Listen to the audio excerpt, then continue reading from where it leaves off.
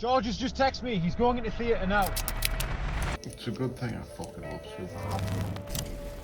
Scheduled to make the return, defend the Cagewarriors lightweight title against American challenger Lucas Clay in London, and training camp was going excellently well. Some of the best spars had put on, but the guy scheduled to fight, very awkward jiu-jitsu guy, had some different stand-up techniques. We brought a few people in.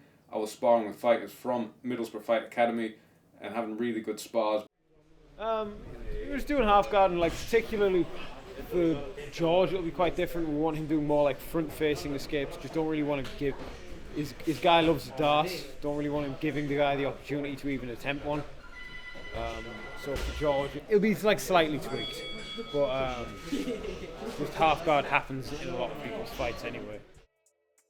Around 4 weeks out, we decided to mix it up a little bit. You know, get some different looks. And where else has better jiu-jitsu guys to train for? From an MMA perspective, Next Generation in Liverpool. Lots of really good jiu-jitsu guys training at Next Generation. So we decided to go on the Monday night, stop off in Manchester, and head to the sparring session on Tuesday morning. Come on, let's go there. Let's ask, can we stay? It's the difference between me and you. Me and you, I smell like car journey. like I'm supposed to. Are you okay? I think diabetes. I don't know. Get ready. And a lot of my spars previous to this, I've been trying a lot of different stuff, feeling really good in every spar, mixing up a lot of different techniques, and we're going and sparring, and it's quite a controlled spar. You know, a very good sparring session. It wasn't a hard sparring session. No one was taking the piss. And, yeah, little Doyle broke his jaw.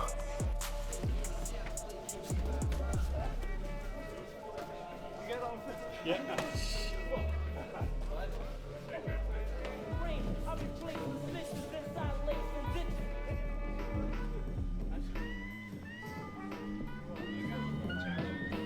Second round, kick comes up, hits me on the jaw on the right side, and the moment it landed, I knew it was a good shot. This back tooth thing a bit loose.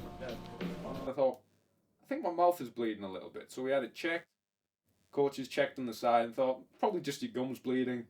And when you're in that flow of sparring, you don't want to stop sparring. So we get back into sparring, and as we're moving around, I feel like one of my teeth on the right side is kind of inverted a little bit. Let's have a look. This back tooth is well moved. Yeah, I can see on the outside. Alright. Yeah. Any shot? Yeah. Yeah, bet you are. We're sparring, the guy shoots a takedown. I look down to sprawl, and that's when blood's just gushing out my mouth. I have a bit more of a feel in my jaw, and I realise, yes, something's not quite right. So pop up, I forget which name of the hospital, but the closest hospital in Liverpool, wander over to the hospital with blood dripping out my mouth, get it x-rayed, and then that's the verdict. Jaw's broken. Not only broken, it's broken on one side. Where I take the kick, it also fractures on the other side. For a lot of the day, I can't even talk, really. On the way to the Royal Injury Hospital, I just try and sing some Creed to see if I can, and that's one of the last things I say for the day. But the Tuesday morning, I get my jaw broken. That's when I arrive at the injury hospital, get a bed, and then I'm kind of waiting. I'm in limbo because I don't know when the surgery is going to be. How is you feel? Like a B-Tech Johnny Bravo. Beans. I ended up staying in Manchester because that was the closest place I could really stay. So I've been dipping back and forth, dipping between going and training at Sub-Zone in Manchester and then going to the hospital every day. The thing is with George as well, he's like, he doesn't actually need company, he doesn't get lonely that easy, so it was like, we kind of go to him, talk to him for a bit, feel like we were annoying him a bit. So I'm sat there with a broken jaw in a shirt that just says Beans on it. You know, I'm in a bad way. Harry and Greg coming in to lighten the mood. George, say something to the camera. It's a good thing I fucking love soup. Wasting that time with that surprise that Could see you being a very supportive brother. Hold on. Just saying how much I like soup. We want soup. And it's actually Harry's girlfriend Deliveroo's me a lot of soup that I can actually eat. So someone there was being helpful. Post-operation, I've lost a lot of weight.